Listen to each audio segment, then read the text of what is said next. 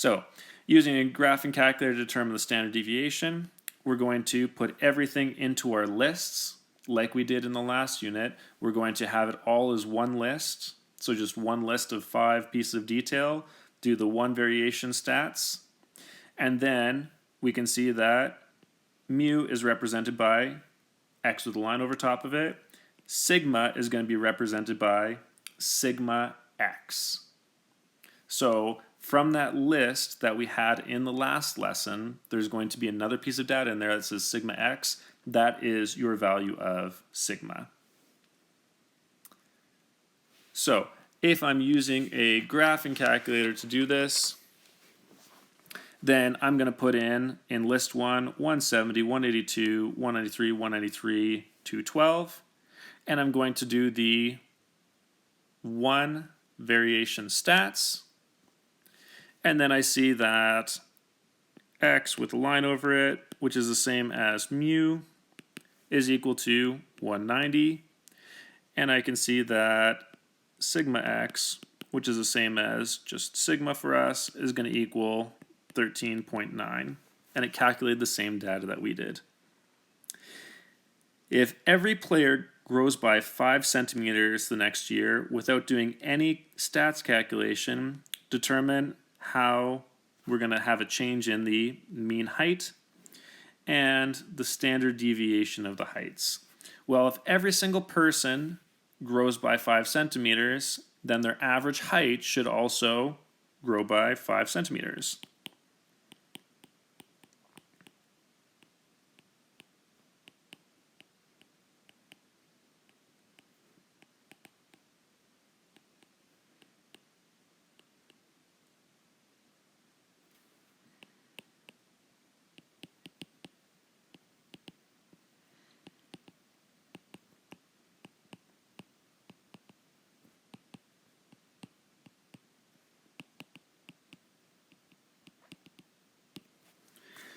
Now, if we remember that standard deviation is talking about the spread of the data, well, if every single person increases by 5, the numbers are no more spread out than they used to be.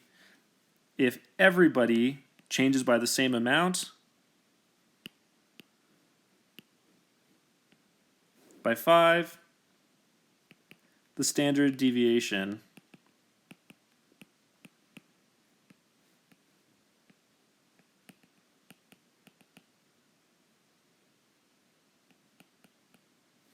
should not change.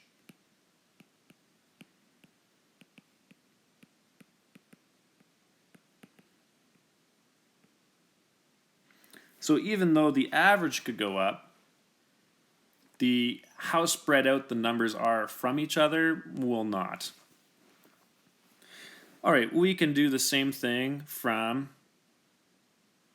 a frequency table. Remembering that if we do a frequency table, we're going to go into our stats list and we're going to put in list 1. It's going to be all of the different numbers, and list 2 is going to be how frequently those numbers actually occur. So if I was going to take this one, the frequency table shows the number of hits per game by a baseball player during the course of 1 month. Calculate the mean and standard deviation to the nearest tenth.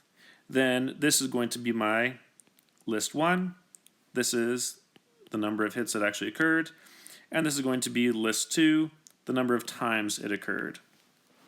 And then I can go into my one variation stats, make sure that I have list 1 as the data that I'm pulling, and list 2 is going to be listed as the frequency. And then I should see that mu is going to equal 1.3, and sigma is going to equal 1.1.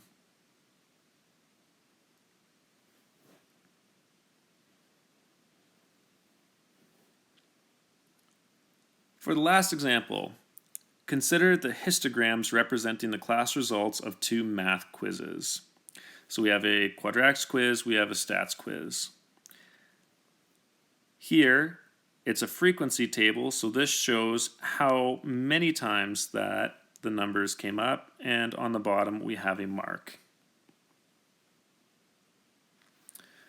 The first question it asks is, without doing any stats calculation, explain which quiz has the greater mean. Well, that's going to be my stats quiz.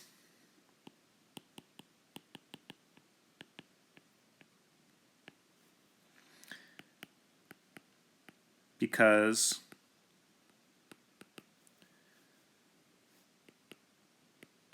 the data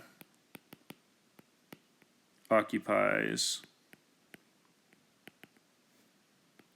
higher numbers. We can see that this is 1, 2, 3, 4, and 5, and this is 3, 4, 5, 6, and 7. The data is grouped into higher numbers. Which quiz has the greater standard deviation? That's also going to be statistics.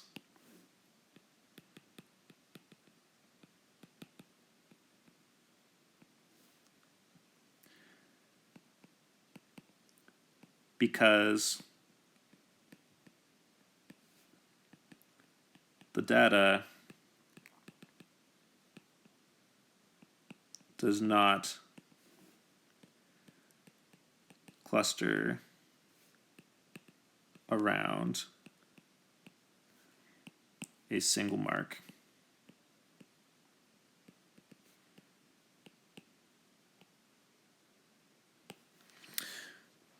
That is to say, with quadratics, you can see that there's a lot of people who got 3, and then fewer people who got 2 or 4, and even fewer people who got 5 or 1, which means that most of the data is clustered around that central point of 3. Here, I can see that there is no centralized point. The data is all spread out, going all the way from 3 to 7, which means that there is not a grouping around a central point. The data is not grouped closer together towards the mean. Now, if I verify this by putting these into my graphing calculator, well, in this case, I'm going to make sure that for quadratics,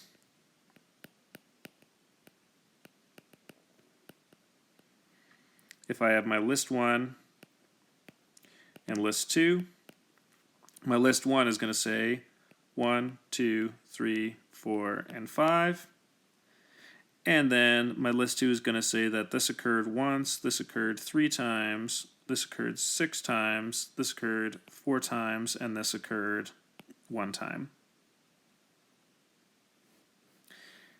And then I can pull from that